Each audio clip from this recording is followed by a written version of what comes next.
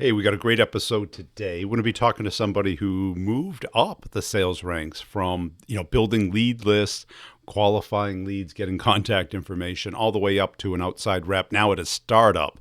So this story is pretty interesting, great guy. And here's a classic challenge that I hear a lot of reps have is they don't know the exact title of the person within the account that's going to care about the problem that we solve. So we talk about that in detail, as well as the distinctions of what makes a great rep. And those distinctions are things that we need to work on. We're not born being curious. We're not born really being competitive. We develop these skills. And they seem to come out with these reps. And it becomes this emotional involvement in selling, the desire to win, the hating of losing, and how to manage that appropriately based off the stage of the sale. You can't really have that hate to lose too much in the prospecting stage because you don't get traction immediately.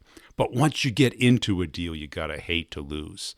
You got to be curious about what they care about, how they get rewarded, how their world works.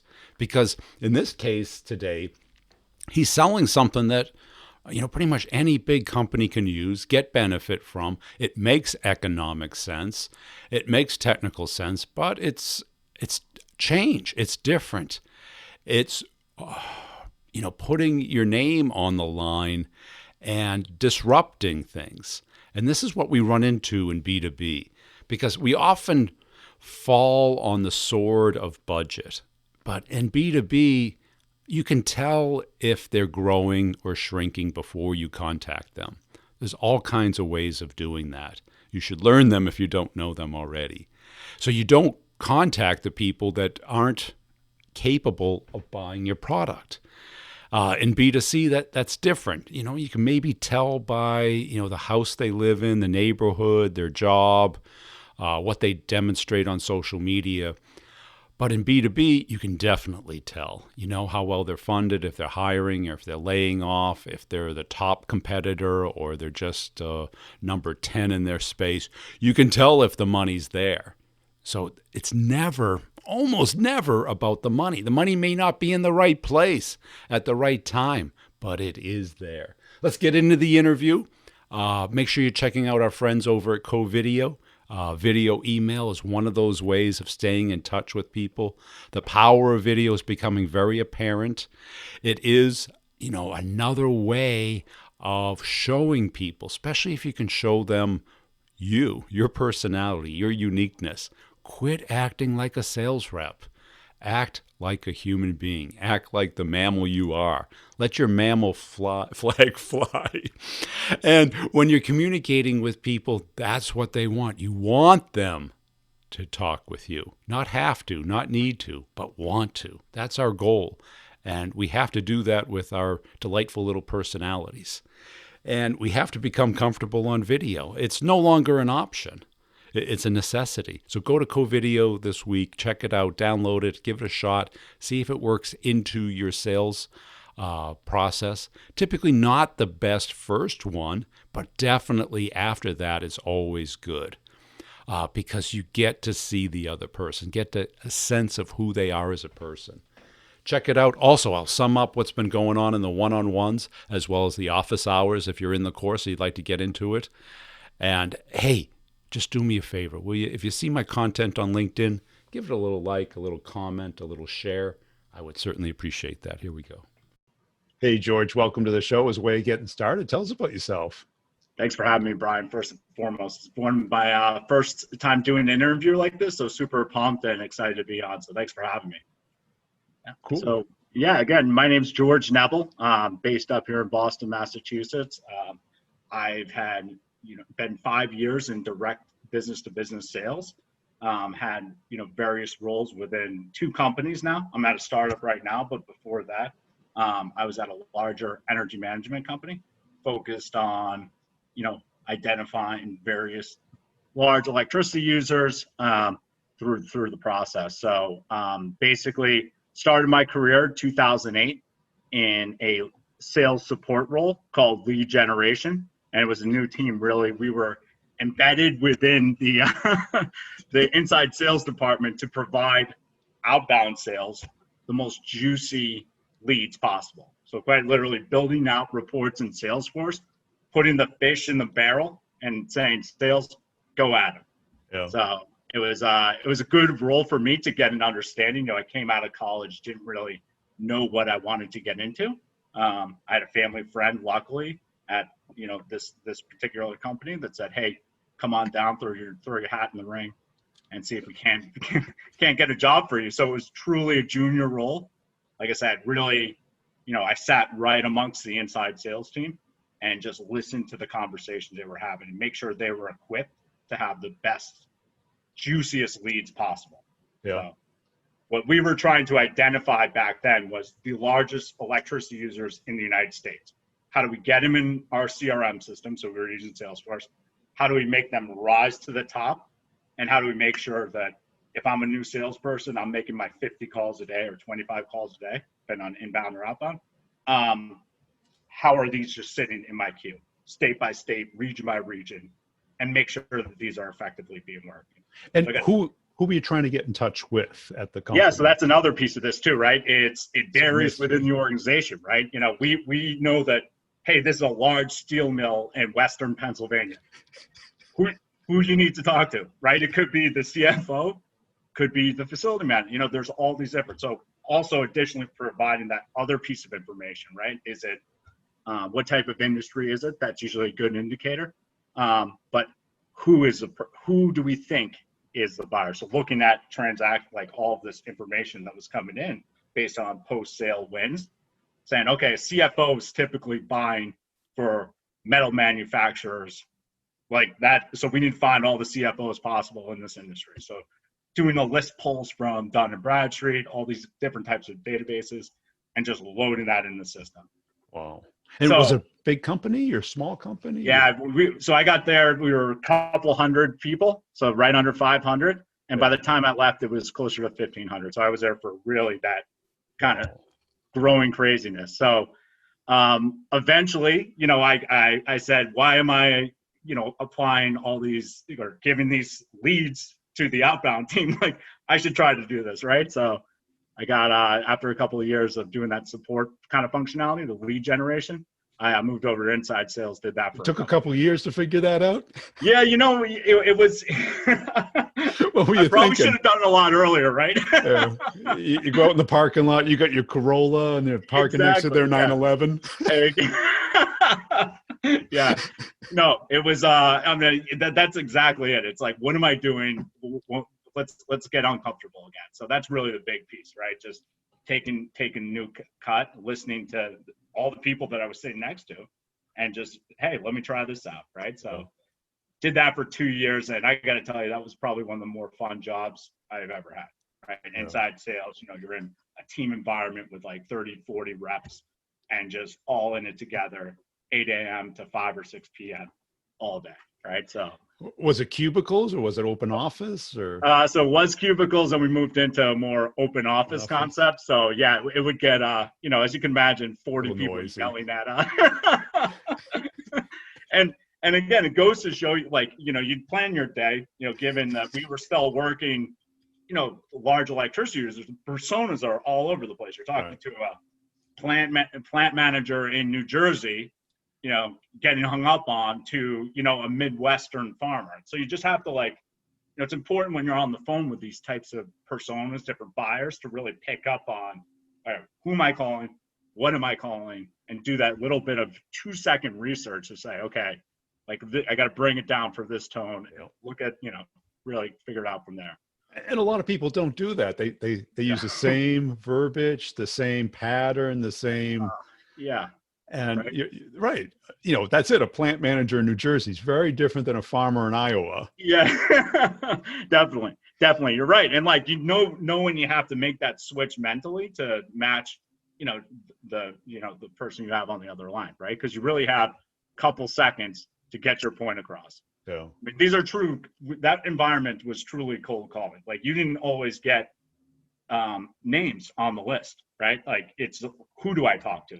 Right. So that's another element that you learn as well that I think is extremely important. I still apply to today. When you truly cold call a new business, right? Like, you call the general number, taking that time and empathetic approach to the receptionist or the person who's on the other line, saying like, hey, can you please help me? Because I actually don't know who I should be speaking to. I think you give them that sense of worth and ability, like not worth, but like the ability Respect. to really help you out. It's respect, right? Like, that's You're not exactly, trying to trick them. No, like that. I mean, I've worked with people that just, steamroll and sure, it works for them, but I find that it's way more effective, at least for my sanity, to just say, take that approach and, hey, can you help me out? Because I actually don't know who I should be speaking with. You must have got that in college in Ohio. They don't teach that in Massachusetts, do they? No. Yeah, it was a good 4-year stint in the Midwest to kind of take a, humble you. Yeah, get out of the East Coast for a minute, right? Well, that is a great skill, because that takes it another level, because most people get a list, or they know the name, yeah, or at least the title of the person they want to talk to. You and have to find out function, responsibility. Yep. And if you have that title, right, the C level or the VP level, you're going high, like it's important to, do the if not you, then who approach. I find that that's also extremely effective as well, right? Like, look, I know you're really busy. These are the problems we solve. I imagine this is not something that's on your radar. If it is, great. Really effective, quick little 2-sentence, 3-sentence email, right? I mean, it's just, and if you can make it playful too, absolutely. If you're happy giving the electric company money, I'll let them know, and they can up the bill. Yeah, exactly. Try different things, right? Like you highlighted earlier, the fun part about being behind the desk and in that inside, it's trying different things, getting creative. I mean, one time I tried to get a meeting, we eventually got the meeting. I'm not sure if this helped or not, but we sent a fax machine, right? So think about it, right? Like no one really uses the fax machine anymore, right? But we're like, we have a fax number. We know it works because we've sent over contracts before, and I just wrote something up and sent it over, and that probably landed on the person's desk, so it's just getting creative. I used to do drop-bys with this guy, and he would go in and not even approach the receptionist and just go, take a chair. And we sit down. The receptionist, can I help you? No, we're fine. And she goes, do you need something? No, we're good. We're just trying to get out of the heat for a while. Would they see you in, or? Yeah. And then we start a conversation. Yeah, we're sales guys, but we're sick of rejection. We're just going to hang out for a few minutes. Exactly. And we start talking and joking around.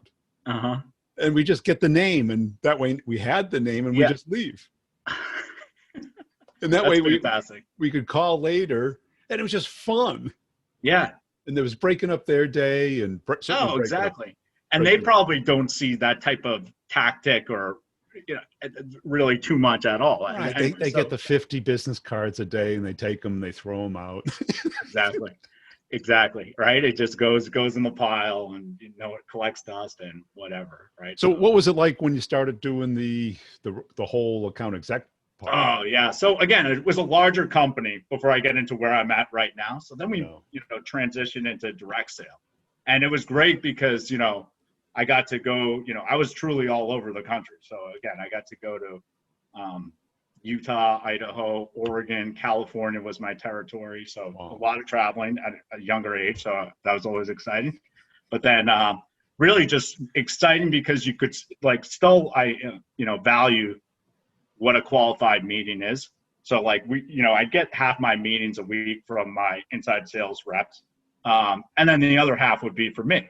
So I always made sure as an account executive, that I was spending at least one day on the phones, booking meetings the next day. It's important to feel that sense of uncomfortability and, be part of planning your schedule the next day. You can't rely on just inbound calls or inbound meetings from your inside sales team, right? So it's important to really own your book, right? So I can't emphasize that enough. Like I still do that today. especially today, given the size of our company. So you ask how it was great to kind of be full cycle. These are leads I probably created back in 2009 when I first jumped out of college, and then to actually be closing them, fast forward 6-7 years, it's kind of like full cycle. So really excited. And how about that face-to-face interaction where you have to carry the conversation? And I'm sure you're not selling to the most dynamic people in the organization. No, yeah. But again, it goes to show you the persona, right? So I always made sure I'd have a pair of work boots in the back of my truck, right? Because I could be doing a presentation at a municipality where I got to be in a suit or a shirt and tie, and then go meet at the wastewater treatment facility or a cold storage facility up in on one of the ports, right? So you got to meet. You don't want to be showing up in a full suit, so you want to be able to match your buyer and on the tonality. So really, just depending on who you're meeting with and what you're meeting with, I think I can't emphasize that enough. And doing that kind of homework before. And what did they care about? Were they just trying to save money? Were they trying to save money on their energy, utility costs, get visibility into that? So large enterprises, it could just be one single site. There's 10 people on it, right? Or it's a Fortune 5 company, right? So it's really the range of customers you'd be meeting with, right? So. And why would they not buy? Was the payoff not fast enough? Was the risk? Yeah, it was just typically the economics didn't seem to make sense. Sounds cliche, but it's kind of what it is. We were working with a lot of utilities as well to help them kind of manage their demand at that side, right? So to avoid what California's experiencing right now, like the rolling brownouts and blackouts, right? That company we dealt with, managing the portfolio and finding folks that could, save energy, right? So you drop by Enron and you find out where the sensitive subject. Yeah, right. No. Could you help me out? Yeah, I mean, it's such a great, and I didn't have a background in this field. I want to emphasize, I'm not an electrical engineer by any means. This is something I truly, I went to college, got a general degree, moved on, knew I wanted to be back home in Boston, and just kind of networked and found my way over to this company. So it's something kind of cool to be a part of and truly learn as a process. So really, being part of different, But how could you just take their electric bill and they say number of kilowatt hours and then do the math on a calculator? Or yeah, a lot of that. I mean, we had sales tools at this type of company, basically okay, yeah, you're using this, we could save you this. This is, does this kind of make sense? A lot of, because again, the roles were all over the place. A lot of people, because it's such a new category, if you will, energy management, right? Yeah. It falls on so many different people's, okay, it's a CFO's job. No, it's a facility manager. There's not always going to be someone yes, I handle this, right? So to have someone that's been in the seat for 50 years and is retiring in 5 or 10 years, they're like, I'm not taking this on. I'm not touching it. So how do you put this tie into, the business channel, tie into that pain and all that other stuff? So it's important, like you said, when you meet with these guys to really focus on what is their challenges right now. So tying into that pain. Right, because they got personal wins. Exactly. Who's going to get bonused off of cost savings and who's going to get fired for, the 10 seconds of adoption. Exactly. Right. And people don't want to put their, their name on it. Yeah. Exactly. Especially at some of these, the larger companies, campuses, government, they tend to have people that are focused on this. But there's so many companies out there that's just not a category or a priority, really, because it's this kind of new wave. So, and especially where I'm at, currently right now, I'm at a true startup right now where there's 20 people. I'm the only person not in Southern California. So it's a great place for me to get to go out and see my team and the shoulder months of the year. But yeah, I mean, you talk about doing all the things that I did at my old company, right? The identifying the leads. We don't have someone that does that. The inside sales piece, we don't have someone really dedicated to doing that. So it's really the full swing of everything I've done, and then some other pieces too. We're doing the account management as well, the post sale, even installation. In some cases, I've been dragged into that. So it's Remember to turn the power off first. Yeah, seriously. I'm like, I'm getting electrocuted. No, I'm kidding. But it's a learning. It's a quite different from the type of company that I was at, but I wanted to be challenged differently. So that was a part of me leaving when I did and coming over. Because that is big. Because I was always a startup guy. Yeah. What was that? So what was it like when you got somewhere bigger? I mean, that must. Well, our company got acquired by IBM once. Yeah. Mm-hmm. So we went from, under 100 people, under 10 million to 300,000 people and 70 billion. And my computer showed up the next day, I get a badge. Yeah. This is great. I didn't know where I reported in the organization. Trying to get a deal done was, they had messaging things. Yeah. And they go, oh, now you're a manager, hire some people. And I'm like, I didn't want to be a manager. That's great. Well, do you want to work for this guy? I go, no, then you're a manager. Right? And, the trend, and they were a machine. So it was, they acquired companies that was not foreign to them at all. But, going from, I could call up the CEO, he'd be at the meeting tomorrow, need the product change, he'd make a call. Yeah. Seriously. You go from an environment where it's very siloed, which is what I was used to kind of, hey, you got to figure it out. So, being part of this startup that I've been a little more than 2.5 years now, we didn't really have an outbound sales team. So It was like figuring out who you're going to sell to, where this product is going to work. We had to figure that out. So it's testing it in a few different places where this solution might make sense. So, and that's it. But that's the good part of a startup. The bad part of a startup is you go there and they think they've got it figured out, but they haven't tested it yet. Exactly. Right. That's like the vaccine in stage -1, right? Where you look and the mouse dies. Exactly. So yeah, so figuring out, what we do for our company right now, right? We have a small medium business platform, software and a hardware component. So our customers are typically small, medium business, multi-site entities, right? So we got thousands of sites under management now that really just do a temperature scheduling.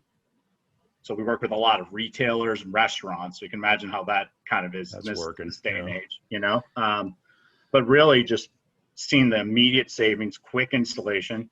I know I've done it. And really just get people satisfied and the peace of mind knowing that stuff is coming on and coming off according to however they want it. So. And what was that like? You probably have your feet underneath you now. Where you I would still say every day, I learn something new every day about my customer base, right? I mean, especially given the nature that they're in, the retail and the, quick serve restaurants. That's really where we're focused on. So there's obviously a lot of challenges that go with that. But I would say just, first of all, getting to that point of, okay, we know that this is where we want to be and this is where it's working. That took couple months of a lot of, okay, should we try commercial office? What other types of customer bases should we try to go after? So it's a good learning experience. So once we figured out, okay, where do we want to focus? How do we go from finding these folks and making sure they're in the database and being, worked effectively? So it goes back to, the lead generation, the cold calling, and the and the closing, right? I mean, and I'm the only one doing, that's not in California. So a lot of these types of meetings now, and a lot of. So do you have that help now? The kind of the inside lead generation, SDR? No. So it's still we're still in the early stages here, but we have a tremendous customer base. So I think it's something that we should be able to get some more headcount in that area. And so it will be nice to kind of say, focus on this, do this. We know that this works, right? Do more of this. Yeah. So in the meantime, yeah, sorry, go. And have you been able to scale that with either virtual assistants or technology or We've, endless we, hours?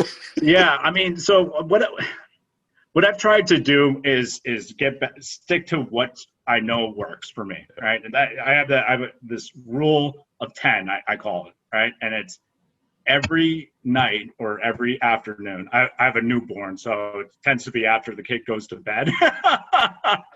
But every night I pull 10 new records of folks that I'm going to call the following day. So I have all my other, meetings that I got to conduct, all the account management, but I make sure I have 10 new things that I am excited about for the next day. So is it a new company? Is it a new contact? These are all the different types of things that I'm doing every night because it keeps it exciting. It goes back to what you were talking about earlier, right? And do you make it a rule that you'll do something with them that next day? Yep, do something with them. Okay. Calling. I do the research the night before, right? So okay, this company in Iowa, I want to talk to because I think they'd be a fit. Let's just get the general number. I'll cold call them. Oh, I have the CFO at this big organization. This is LinkedIn profile. Let me just try to get into that way, right? So these are all touch points that I make sure that are new, that are going to help me get more meetings the following week or later on the week, right? And how long have you had this habit?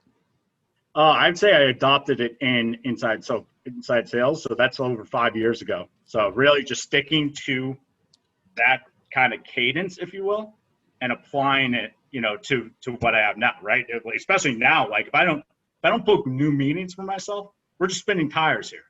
We're just going to be doing the same thing. Okay, I called the company. Yeah, I left a voice. Follow up again. All the email, didn't get anywhere. Like what are you truly doing to move the ball forward, right? Yep. So I try to just keep myself honest, right? We have all of our open tasks, I'm a pretty big Salesforce, user.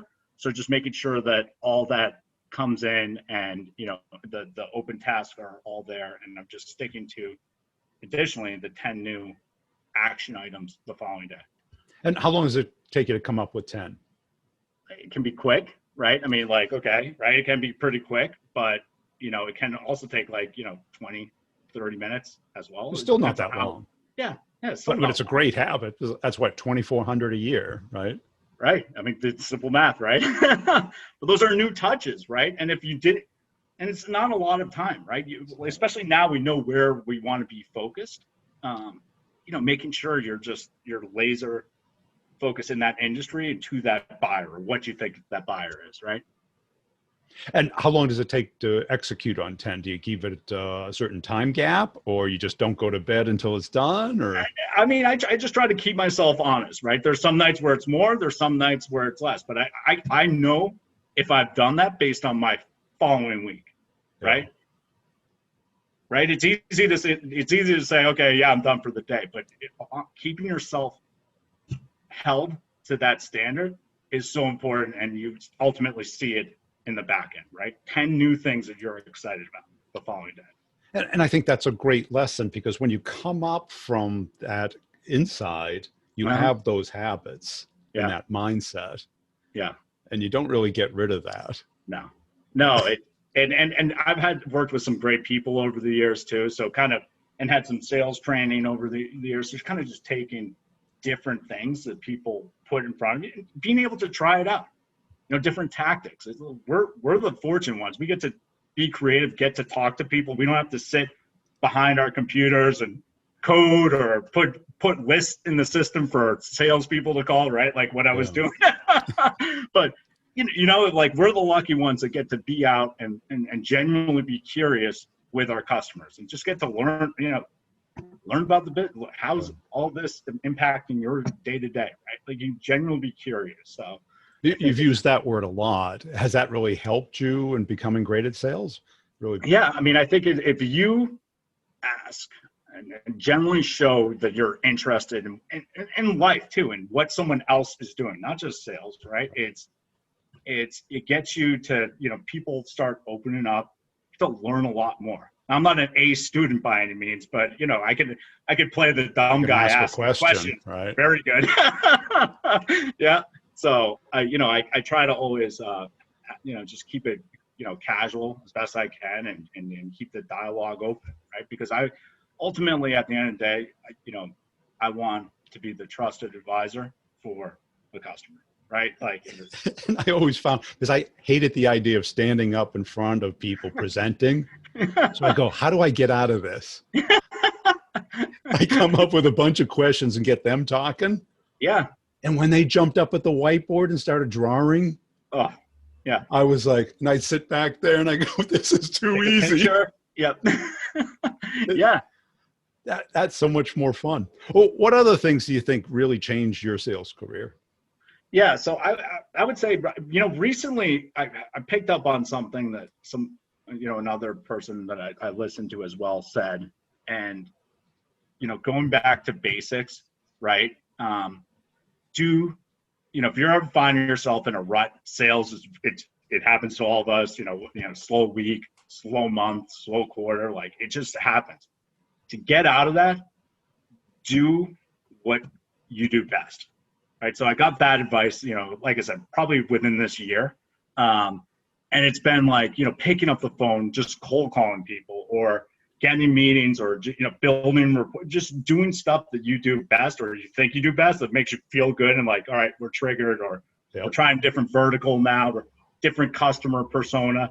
Like, that's the type of stuff that, I think I do good at. So trying to get to that, I think is extremely beneficial, and one that I preach on to, a lot of my other friends in sales, right?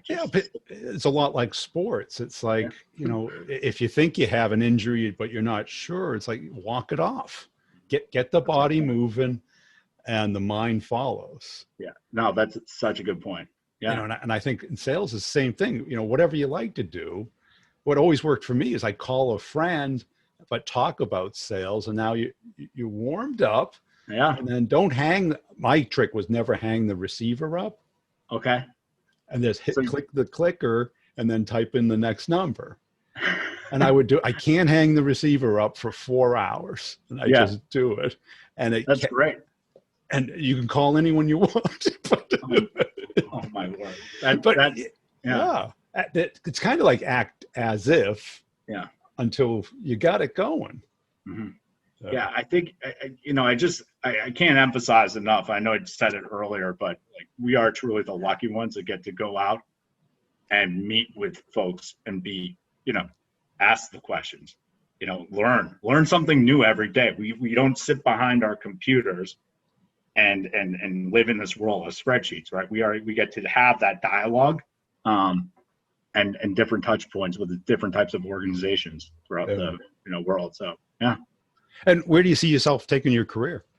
Yeah, so I like the element of coaching. I generally like being around people. So my next role, or see what happens with this company, I could see maybe taking on more of a headcount role. Maybe for younger kids out of college, more of the inside sales manager type deal. So yeah, who knows? Cool. Hey, it's been a great conversation, George. Where can people go to connect and follow you? You go to my LinkedIn page, George Neville, and at Zen Ecosystems. My father also is George, and my newborn is also George. So we have a line. So yeah, George Neville at Zen Ecosystems. Is he George the Third, or is it? We all have different middle names. So yeah, he has the same initials as me, though. So that makes it interesting. It's like the George Foreman. Right. Yeah. Well, we didn't have a daughter, so that's, I guess, good, right? Great guy, great attitude. And I think we are lucky in sales to be the ones out there talking with our clients, getting to learn about their business, what they care about, and being able to prioritize our time on the people who are most likely to buy, finding that pattern, being that detective of where the business is most likely to be. And this requires an outward mindset. If we think like a salesperson, we think everybody should be buying our product. And they should, shouldn't they? But they don't. What we have to do is find the people who are most likely to buy it. Hey, to give you an update on the office hours and the one-on-ones, we had a great one-on-one yesterday, or office hours yesterday. Office hours is an hour meetup every other Friday. It's included in the course. You never miss it, though, because it's always recorded and put into the course. You get to hear both the challenges that people are facing and the solutions that other people are applying. And when you hear the success stories, it gets everybody riled up, feeling that there is a solution today of connecting with other human beings and learning how to sell mammal to mammal. With the pitch, it's just worn out. People are tired of hearing the pitch. Nobody turns on the TV to hear a commercial. We have to connect with another human being. I got a comment today on my video, and it says, well, what's the solution? How do you do that? What's the trick? It's not a trick. It's not a gimmick. If you were to watch most of the stuff on LinkedIn, you would think that it's a trick, a gimmick, a subject line. No, it's a skill. It's a skill that we're not taught. We're taught just the opposite. Our parents told us not to talk to strangers. And as a kid, that's probably a good model. As a salesperson, I can't imagine a worse model because the strangers are not going to hurt us. The strangers are going to help us. And we are mammals, whether you admit it or not. And we're wired to not want to talk with strangers, not to trust people we don't know. We have to build from where people are today. And our managers just want us to pitch, to do a transaction. And a transaction does work when somebody wants to place an order. But this course, Start the Conversation, is about how to do it when they don't want to place an order. Not that they negatively don't want to, but they have no reason. They're not in market yet. And one of the people on the office hour says, my manager doesn't want me to be so friendly. Well, of course, if they're calling to place an order, take the order. But we're contacting people who aren't there yet. We have to sell. And selling is communicating. Selling is connecting with another person. Selling is being able to build something up. And this is a skill. And it takes time. It takes not only knowledge, because we all think it's just knowledge if I only know the secrets. Well, I can tell you the secrets. The problem is you need to apply them. You need to think differently. You need to act and build habits. That's the hard part. So if this is something that you need to do, and we all do, including me, is become really good at talking with strangers, because all the money that we ever want is in the hands of strangers right now. So for them to give it to us for all the great products and services that we have to have a conversation with them. And trying to entice them and fear of missing out, that's one thing, and it may work, but if it doesn't, where does it leave you? It leaves you without an order is where it leaves you. So start the conversation, get the meeting. Let's close out the year strong. Let's build a pipeline. Now is the time. Time is not going to wait. You can wait another week, another year, another decade, and who pays for it? I think you do, whether you admit it or not. The opportunity cost of not being effective at sales, the career you chose, is not very powerful. So we got to act now and take advantage of it. The other course, Winning the Complex Sale, takes it from that first meeting all the way through to closure. And the courses are not just online content. It's community with office hours. It's one-on-ones, coaching, where we sit down for a half hour on Zoom and go through a particular deal, situation, or problem that you're trying to solve. And these are all recorded anonymously and put back in the course. So you get to hear other people's. This is the best content you can find on sales. And you get a whole year of access to it and being part of it to develop these skills. Can you do it on your own? Yeah, given 5 or 10 years, probably. Can you find it anywhere else? No. You can't.